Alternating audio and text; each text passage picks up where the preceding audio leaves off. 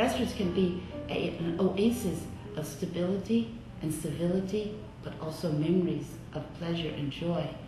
And some people said, Joanne, why don't you just do gumbo and pot food? I said, no, if we're going to do this, we're going to do it where it's most meaningful to our customers so that they can have the dish, the roast duck, the fish meuniere, the Cane River shrimp, that they were having great pleasure eating 3 months ago. And then they will realize and have more courage that New Orleans will be here for them and for us. And we opened with 4 main courses on the menu October 19th with just a few tables, and it was just like a miracle. People were also hugging each other, and it was smiling through the tears because it was a time of happiness and yet sadness all together. I'm so glad you're here. I hope New Orleans will be all right. And we do hope it will be all right.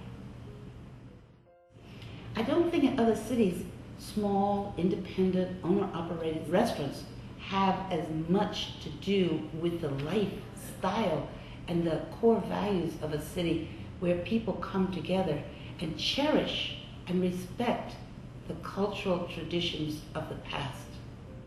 And Joanne has always used the word that restaurants meant restore. New Orleans has been through this tragedy, and I think that's something that we can use as food and serving food and eating together and breaking bread together as something that happens, that helps bring people back together, We're on our way. It's not going to be easy. It's sort of like being in a war and you lose. And parts of the city are beautiful and parts of it are terribly, terribly ugly and sad. And if all of the people of New Orleans, if there can be a way for them to connect with each other and have a house to live in and a job, and then the city can be its bright, shining light again to the rest of our world, because it is that. It's beloved by so many people. I think this is so amazing. This lady is from California, and she was here in New Orleans in December, early January, I'm not quite sure. And she'd taken this photograph of Austin and Willie Mae earlier this summer. And of course now Austin's sweet darling is gone, but we still have Willie Mae and we need to get her open. But I mean, this is exactly who I'm talking about, who come to New Orleans because they love us. And she came to dinner that night, and we talked for a little while, and she pulled out a little proof sheet out of her portfolio and showed me a tiny version of this, and I fell in love with it.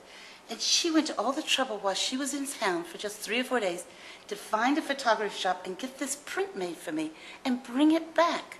And that is what we're talking about as far as people from all over America loving New Orleans and loving the people of New Orleans, because it's all of that together.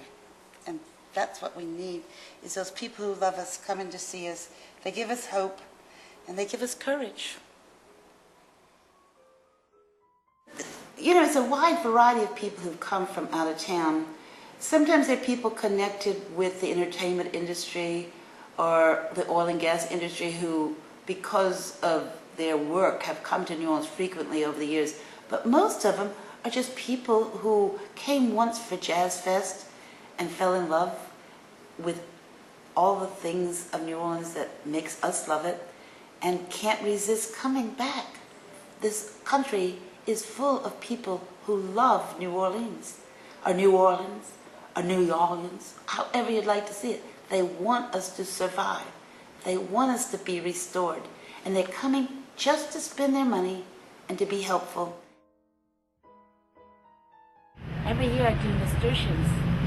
They're edible. You can put them in salads. You can put the leaves and the flowers in your salad. Oh, do you do it? I'm afraid somebody might have peed on them. So I just do that. And I do my little windows. See my little clowns?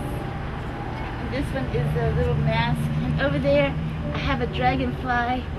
And then up here, I had covered up those windows to make the building look beautiful. And there was love yourself, love each other, and love your pet. And during the storm, 2 of them were blown away, and the frame was bent up but somebody rescued him and put him in the alley, all safe and sound. So now we just have to get him